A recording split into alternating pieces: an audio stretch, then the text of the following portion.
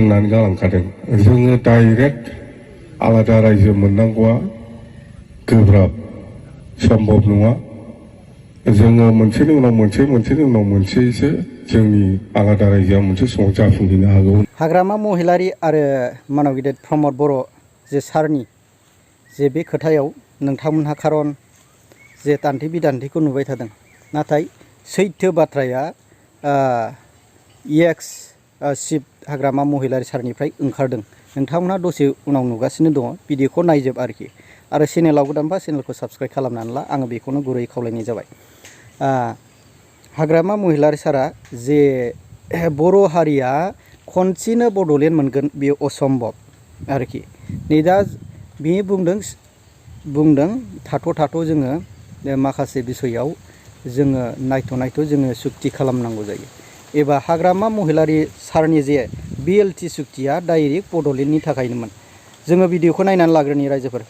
सिगांनि दैदेनगिरिफ्रा जोंखौ बुंखादों बा फोरोंलांदों, बा सोमला बसुमतारीनिफ्राय आरम्भ खालामनानै, गारला बसुमतारीनिफ्राय आरम्भ खालामनानै, बिनेश्वर ब्रह्म बिथांमोननिफ्राय आरम्भ खालामनानै, सिलागां बसुमतारी बिथांमोननिफ्राय आरम्भ खालामनानै जेसेबां बर'नि दैदेनगिरिफोर दङ, जोंनि दैदेनगिरिफोर बिथांमोना जोंखौ फोरोंनानै गालांखादों। जोङो डाइरेक्ट आलादा रायजो मोननांगौआ गोब्राब, सम्भब नङा। जोङो मोनसेनि उनाव मोनसे मोनसेनि उनाव मोनसेसो जोंनि आलादा रायजोआ मोनसे समाव जाफुंहैनो हागौ होननानै जोंखौ फोरोंदोंलै। आरो जोंबो हानायमानि बै आन्दलन जानाय समाव जोंबो बुजिनो मोन्दोंमोन, दिनै बर'फ्रा खेबसेयावनो आलादा रायजो मोननांगौआ सम्भब जानाय नङा। जोङो जोबस्रांलांजोबनोसो हागौ। ओंखायनो जों जिरायथ' खामानिखौ मावलांनो रोंनांगोन, दैदेनलांनो रोंनांगोन रायजोफोरखौ होननानै जोंखौ फोरोंलांदों। बे हिसाबैनो जोङो दफा सुक्ति खालामबोदों आरो बेजों जोङो एसे जौगाबोदों। नङाबा नोङो 100 इयार्स 50 बोसोर 100 इयार्स जुदि कन्टिनिउ बर'आ जुदि आन्दलन खालामनांगौमोनब्ला लेखायावबो सेस जागौमोन, लेखाफोरावबो सेस जालांजोबगौमोन, खेथि बाथियावबो सेस जालांगौमोन। फारफ्रोमनिफ्रायबो बर'आ ओरैबायदि गाहायाव थाहैखागौमोन, सेस जालांगौमोन। जोबथानायाव रायजो मोनबाबो दहाय आब' प्रमदा जेरै बुंदों, जोबथानायाव रायजो मोनब्लाबो खुंग्रायानो थाहैनाय नङालै, बेबादि परिबेस फैगौमोन। ओंखायनो जोङो थाथ' जोङो आन्दलनखौ खालामबोदों आरो सुक्तिखौ खालामबोदों। आलादा रायजोखौ जोङो खेबसेयावनो मोनखानाय नङा होननानै जोंनि दैदेनगिरिफ्रा जोंखौ फोरोंबोखादोंमोन। बे हिसाबै जों खामानि मावबोदों आरो बेवहाय जोङो जयैनो गासिबो जाथि जनगोष्ठीखौ लानानै आन्दलनखौ जों खालामबोदों।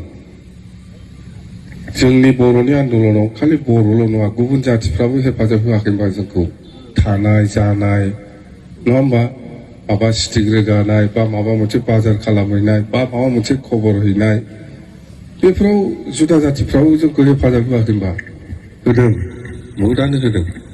गासिबो जातियानो हेफाजाब होदों। जे नोंथांमोना मानाव गेदेर हाग्रामा महिलारि सारनि जे बिबुंथियाव एबा रायजो राजानि फेस टु फेस सावरायनायनि गेजेरजों, रायलायलायनायनि गेजेरजों फोरमायथिखौ बुजिनो हादोंना? गोबां जेनेबा मानाव गेदेर जोंना प्रमद बर' साराबो गावनि बिबुंथिनि गेजेरजों बे गेदेर बिटिआरानो गोजौसिन एबा बेनो डाइरेक्ट बड'लेण्डआव जाखाबाय। बेबो एक्सुवेलि आं मिस्टेक जादों बायदि मोनदों। सिगाङाव जे प्रमद बर' सारा बुंदोंमोन आरोखि, बै समाव न'खर साख्रि, बे गेदेर मिस्टेकआ। बड'लेण्डआव फैनानै बिटिसि जेन'बा बड'लेण्ड मोनबाय, बिटिसिआव जोंना गासै जोंनि बर' हारियानो मावनानै दांनानै जानांगौनि गोनांथि गैला, एबा घरे साख्रि, एबा जायफोर बै समाव बिटिसि सुक्ति जाखांबाय, जेब्ला एकर्ड जाखांनाय लोगो बिटिआर एकर्ड जाखांबाय, बिटिआर एकर्डनि माखासे जे दफाफोराव लिरनाय दं गैया बेखौ आं बुंनो थाङा। बे माखासे क्लजफोरनि गेजेरजों जोंनि जे गोबां बेखार जेंनाफोरनि थाखाय जोङो साख्रि मोनजोबसिगोन। घरे न'खर जिरक्स खालामनानै हरदों बिस्राफोर। आंथ' हरनाय जायाखै, एक्सुवेलि बिदोंमोन अब्लाबो मोनगोन मोना आं बेखौ असम्भब मोनखादों। गरे गरे साख्रि मोननायाबो एसे गिदिर बाथ्रा नङा। मोनसे गामियावनो जेनेबा साथाम साब्रै BA pass, MA pass, PO pass जायनि क्वालिफाइ बा बेसेबां बेनि बिन'मिलखौ बिथांमोनहा साख्रिखौ मोनगोन। आरो बियो मोनसे बै समाव जे बड'लेण्डनि थाखाय माखासे कलेज फरायनायफ्राव थै हरदोंमोन, जोंबो हरदों, बा दस्रायाबो गोबां बे आसिनि थैखौ हालायनानै हरदोंमोन आरोखि।